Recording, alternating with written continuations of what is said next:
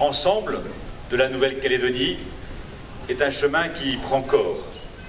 Et je pense que depuis notamment un an et demi, depuis la levée des 2 drapeaux, eh bien, nous constatons que des élus non indépendantistes, ceux qui souhaitent que la Nouvelle-Calédonie reste dans la France, viennent à des manifestations qui étaient initialement, celles-ci, identifiées comme plus des manifestations de revendication identitaire et plutôt tournées vers une demande à l'indépendance.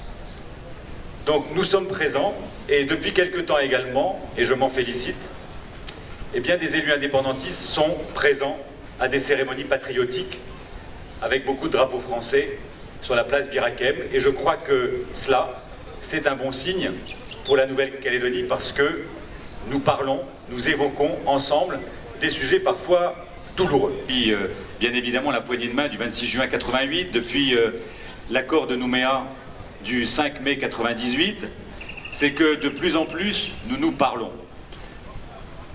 Je pense que de plus en plus, nous nous comprenons, nous nous respectons, nous échangeons.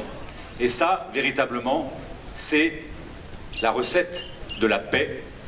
C'est effectivement ce qui nous permet d'être optimistes pour l'avenir. Et donc, puisque nous nous parlons, certaines choses ont été dites, notamment par le comité des 150, le comité de 150 ans, par son président Narcisse, sur les ombres de la colonisation. Qui peut nier que la colonisation a eu effectivement des ombres? Qui peut nier aujourd'hui que la colonisation a fait du mal aux Mélanésiens, aux Kanaks?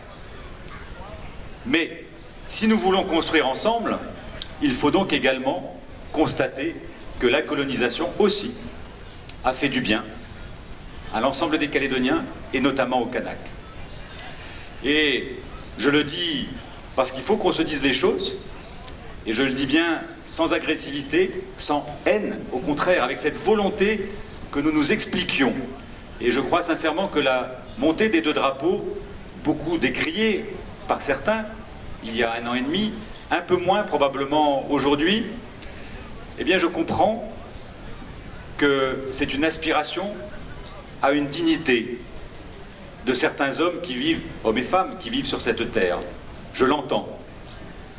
Donc vous voyez que nous sommes dans cette démarche-là. Homme blanc, sur cette terre, le 9 septembre 1774, y avait-il un peuple kanak en face de lui? Permettez-moi d'en douter. Donc s'il y a un peuple kanak aujourd'hui, c'est bien grâce à la colonisation. Si aujourd'hui les Kanaks de Pueblo peuvent se comprendre avec les Kanaks de l'île des Pins, ou de La Foi, ou de Iai, ou de Nengone, c'est grâce à la colonisation, parce qu'ils véhiculent un langage commun. Je pourrais reprendre des exemples, d'autres exemples plus récents, mais pour dire qu'il faut que nous en parlions de cela. Et donc c'est important que nous évoquions ces sujets. Et puis, nous fêtons aujourd'hui la citoyenneté. La citoyenneté, c'est une volonté reconnue dans l'accord de Nouméa, dans son préambule, inscrite dans la loi organique du 19 mars 1999, et qui prévoit donc certains critères pour accéder à la citoyenneté. Elle a bien évidemment, comme chacun le sait, été modifiée.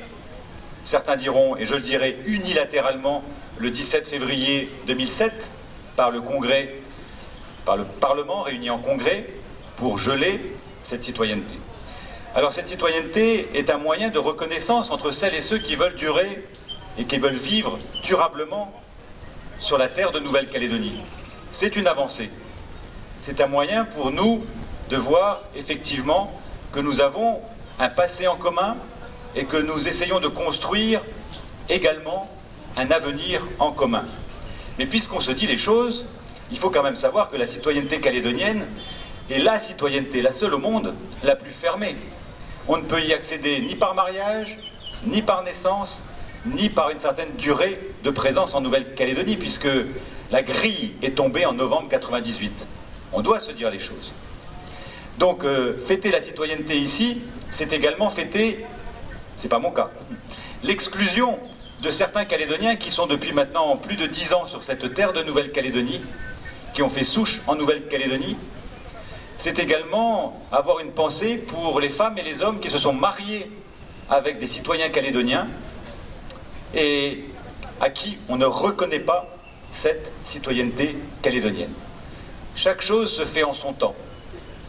Mais ces sujets-là, nous devrons bien évidemment les aborder lorsque nous discuterons de la suite de l'accord de Nouméa, car nous ne pourrons pas rester dans cette situation totalement figée.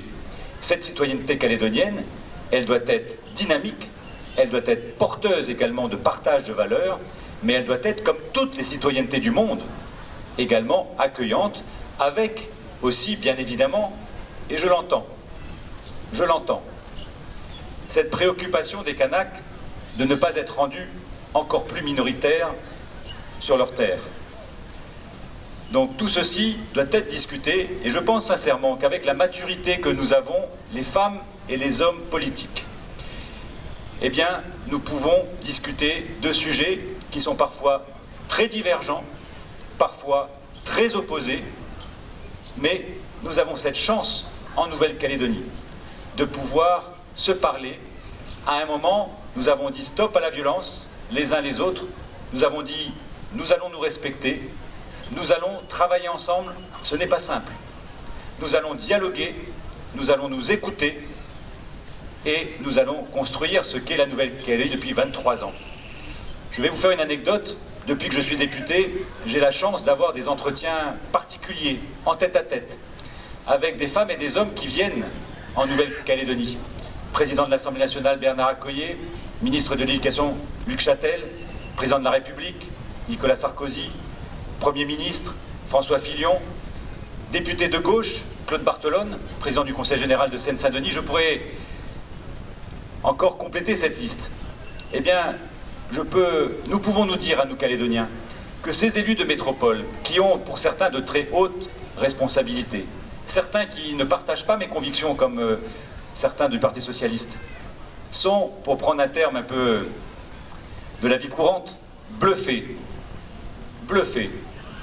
par le fait que des personnes et des femmes qui ont eu un passé et une crise aussi forte que dans les années 80, qui ont encore une vision différente de l'avenir de la Nouvelle-Calédonie, eh bien, travaillent ensemble.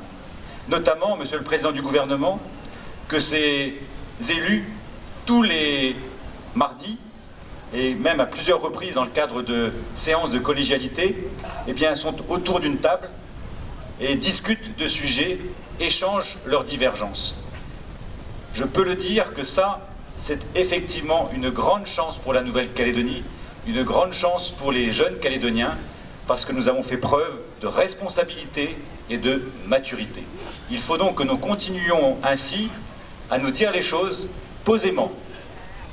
Mais il faut qu'on se dise ce qu'on a au fond de nous-mêmes, dans notre cœur.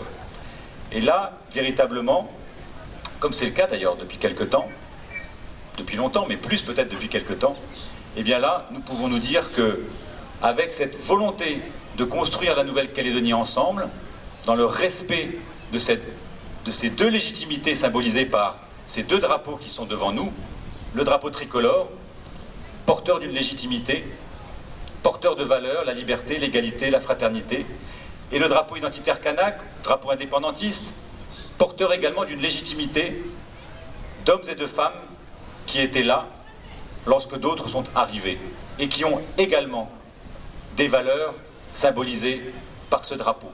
Eh bien, ces drapeaux qui se regardent face à face depuis maintenant 1 an et demi, nous devons faire en sorte que demain, comme aujourd'hui, ils restent indissociables, car ils sont tous les deux porteurs de paix et porteurs d'un avenir prospère. Je vous remercie.